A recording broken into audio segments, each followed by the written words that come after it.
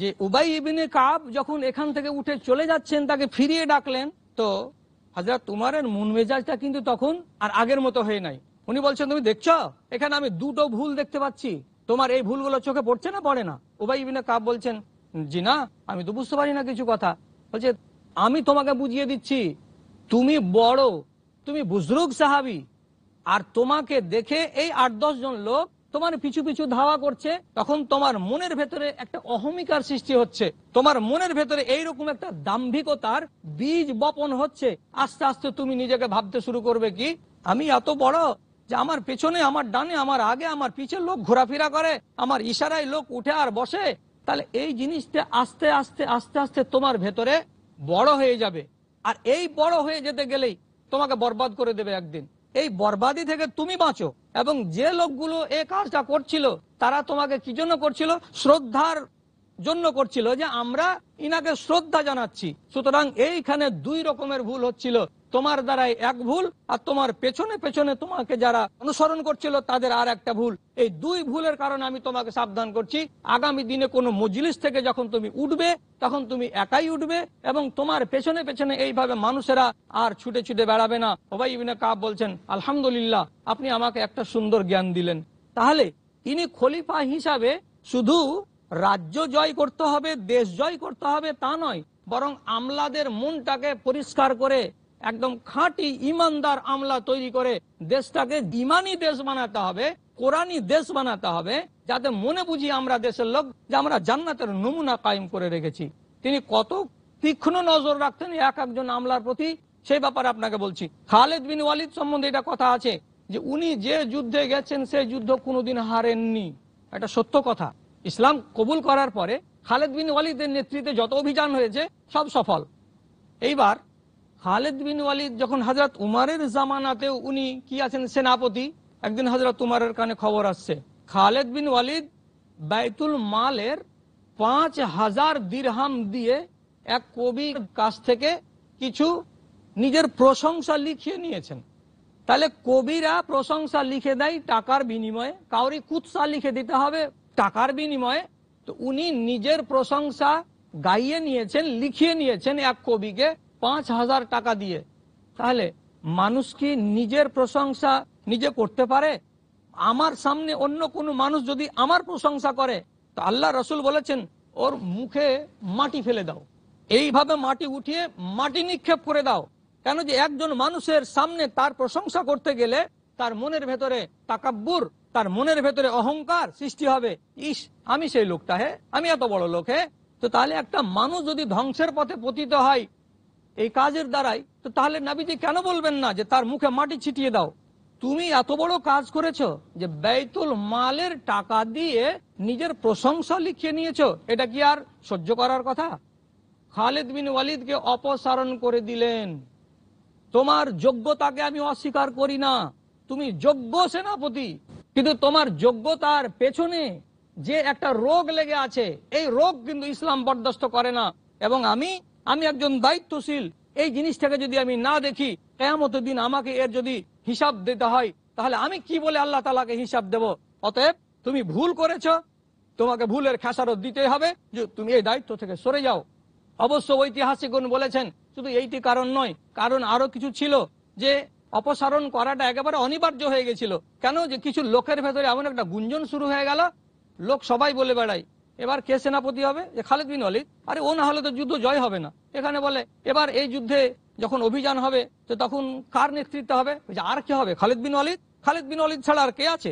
খালেদ বিন ওয়ালিদ না হলে দেশ চলবে না, খালেদ বিন ওয়ালিদ না হতে গেলে যুদ্ধ জয় করা যাবে না। লোকের মুখে একটা এমন ভ্রম হয়ে গেল, বসে গেল, যে খালেদ বিন ওয়ালিদ, খালেদ বিন ওয়ালিদ, খালেদ বিন ওয়ালিদ না হলে দেশ চলবে না। হযরত উমর বললেন, খালেদ বিন ওয়ালিদ না হলে দেশ চলবে না, তাহলে যেদিন খালেদ বিন ওয়ালিদ মরে যাবে সেদিন ইসলামী রাষ্ট্রটা কি পাতালে ঢুকে যাবে নাকি? তাহলে মানুষের মনের ভেতরে যে ভ্রমটা হয়েছে, এই ভ্রমটাকে হটাতে হবে, সরাতে হবে। তাই এই একটা কারণ ছিল। তবে মুখ্য কারণ হলো এটাই যে বাইতুল মালের সরকারি মালকে অপচয় করার দোষে, দায়ে তাকে দায়ী করে তিনি বরখাস্ত করে দিয়েছেন। তাহলে বরখাস্ত করার ব্যাপারে কোনো সময় যদি ঊর্ধ্বতন কর্তৃপক্ষ গাফেলতি দেখায়, তাহলে এটা রাষ্ট্রের হিতে কিন্তু ক্ষতি। আর এইগুলোই জিনিস আমাদের দেশে, শুধু আমাদের দেশ বলে নয়, বর্তমান সমাজে যতগুলো রাষ্ট্র আছে কোন রাষ্ট্রের মালিকরা এবং রাষ্ট্রের প্রধানরা এগুলোকে কড়া হাতে দমন করতে পারেন না। তাই দেখা যাচ্ছে যে একগুলো মাল ব্যাংকে সরে যাচ্ছে আর একগুলো লোক না খেয়ে মরছে, ধুকে ধুকে ধুকে ধুকে মরছে। কিসের জন্য মরছে? এই নাইন সাফি যতদিন পর্যন্ত থাকবে ততদিন পর্যন্ত এই হালটা হবে। কিন্তু হযরত উমরের যদি মডেলটাকে মেনে নেওয়া যায়, কোনো ব্যক্তি যখনই আসবে কোনো শাসন ক্ষমতায় বা কোনো পদে বা কোনো অফিস আদালতের কর্মচারী হয়ে, তখন আগে তাকে একটা খতিয়ান দিতে হবে। তোমার মাল কত কত আছে আগে এখানে জমা দিয়ে দাও খতিয়ানে, কাগজে কলমে। এখানে মাল এনে দিতে হবে না, তাহলে এই খতিয়ান আমার কাছে থাকবে। 1 বছর পরে তোমার হিসাব নেব, বর্তমান মাল তোমার কত। যদি এই মাল আর এই মালের সঙ্গে একটা সামঞ্জস্য লক্ষ্য করা যায় তাহলে তো ঠিকই আছে। আর যদি দেখা যায় যে না, তোমার আয়ের সঙ্গে তোমার এই খরচের বা তোমার ওই মালের সঙ্গে তোমার বর্তমান মালের, তোমার গত আয়ের সঙ্গে তোমার বর্তমান আয়ের কোনো মেল হয় না, তাহলেই জানা যাবে যে এখানে কোনো না কোনো ঘোটালা হয়েছে। এবং ঘোটালা হতে গেলেই সেই ব্যক্তিকে বলে সরে যাও, তোমার মতো খায়েন, তোমার মতো কর্মচারীর দরকার নেই বলে হযরত ওমর সঙ্গে সঙ্গে তাকে সরিয়ে দিয়েছেন। তাহলে এটা নিষ্ঠার সঙ্গে পালন করতে পেরেছিলেন বলেই তার যুগটা এত সুখের যুগ ছিল। বন্ধুরা আমার, এই মর্মে আপনাকে আরো কয়েকটা কথা বলছি। একবার অভিযোগ উঠে গেল একজন ব্যক্তির বিরুদ্ধে, তিনার নাম, মিশরে তিনি দায়িত্বশীল ছিলেন। তো তাকে বলা হলো যে আপনি এই 3টা দোষে দোষী, কাজে আপনি আপনার বিচার নিজে কি করতে চাইছেন বলেন। কি কি? তো বলা হচ্ছে আপনি নিজের দায়িত্বটা নিজে পালন না করে জিয়াদ বিন সুফিয়ানকে দিয়ে দায়িত্ব পালন করাচ্ছেন, আর আপনি বাড়িতে ঘুমাচ্ছেন কেন?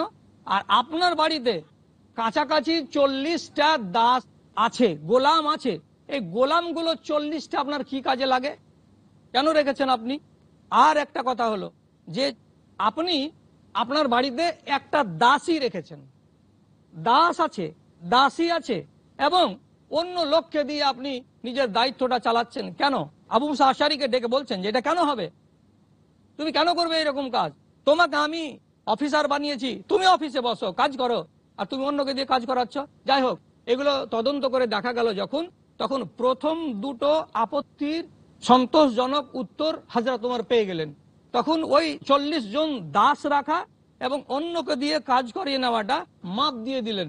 কিন্তু এইটা মাপ দিলেন না যে তোমার বাড়িতে দাসী কেন আছে, এটা তোমাকে ছাড়া হবে না, তুমি দাসীকে তোমার এখান থেকে সরাও, মহিলাকে তোমার এইখানে রাখা যাবে না, তুমি এটাকে সরিয়ে দাও। আবু মুসা আশারী বললেন আপনার যেটা হুকুম সেটা আমি মানতে রাজি আছি, আজ থেকে আমার দরবারে এই দাসী থাকবে না। তাহলে তিনি তো একজন দায়িত্বশীল ব্যক্তি, খলিফার সামনে এমন কেউ ধৃষ্টতা দেখাতে পারছেন না যে না আমি রাখবো, আপনি কি করবেন? ইনি আমার ঊর্ধ্বতন, উনার আদেশ আমাকে মান্য করতে হবে, সুতরাং তিনারা মেনে চলছেন। তাহলে হযরত ওমর ফারুক রাষ্ট্র পরিচালনা করতে গিয়ে একজন আমলা, একজন কর্মচারীর প্রতি কত তীক্ষ্ণ নজর রেখেছিলেন। যখনই কোনো অভিযোগ উঠে গেল সঙ্গে সঙ্গে জাসুস প্রেরণ করে দিয়ে বলে খোঁজ নাও তো ব্যাপারটা কি আছে, সত্য হলে তাই হবে, আর সত্য যদি না হয় তাহলে অভিযোগটাকে খারিজ করে দেওয়া হবে। কিন্তু নিষ্পত্তিটা করে দিবেন এবং বসে বসে থেকে যাবেন অভিযোগ শোনার পরে, এটা কোনো দিনই হবে না, কোনো দিনই হবে না। হযরত ওমর কখনোই এটা শুনে বরদাস্ত করবেন না। যখনই বলা হয়েছে, এইরকম আরো হাদিস এসেছে বুখারী শরীফে, এতগুলো কথা একটা বিষয়ে বলতে গেলে বেশি হয়ে যাবে বলে আমি বলছি না। এমন পর্যন্ত কি ইমাম বরখাস্ত করা হয়েছে, ইমাম নামাজ পড়াচ্ছেন যে ইমাম, সে ইমামকে পর্যন্ত বরখাস্ত করা হয়েছে। কেন বরখাস্ত করা হয়েছে? জনগণ অভিযোগ দাখিল করেছেন যে ইনার এই এই রোগ আছে, সুতরাং তাকে পরীক্ষা করে দেখা হয়েছে, তারপরে বলা হয়েছে আপনি আপনার দায়িত্ব থেকে সরে যান, জনগণ আপনাকে পছন্দ করেন না। তিনি এক পা দ্বিধা করতেন না এইগুলো আইনকে প্রণয়ন করতে গিয়ে, এবং একটা শাসকের এই গুণ থাকা চাই।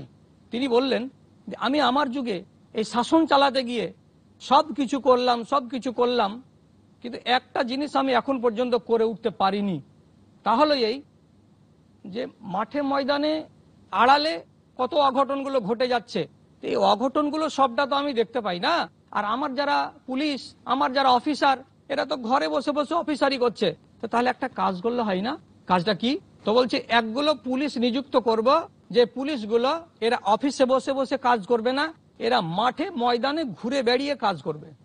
তাহলে এদেরকে একটা আলাদাই নাম দিলেন, শুরতি আল আহদাস, অর্থাৎ এরা হবে এমন পুলিশের পুলিশ যে কোনোদিন এদের জন্য একটা অফিস, আদালত, চেয়ার, টেবিল আছে তা নয়, এদের কাজই হচ্ছে এই রাত্রিবেলায় বের হবে, 8টা 10টা 12টা পর্যন্ত এই এলাকা ওই এলাকা ঘুরে বেড়িয়ে দেখে বেড়াবে যে কোথাও কোনো অঘটন ঘটলো নাকি। যদি ঘটে যায় তাদেরকে পাওয়ার দিয়েছিলেন একবারে সঙ্গে সঙ্গে ওকে ধরে নিয়ে আসো, সঙ্গে সঙ্গে ধরে নিয়ে আসবে এবং তাদেরকে জেলে পুরবে।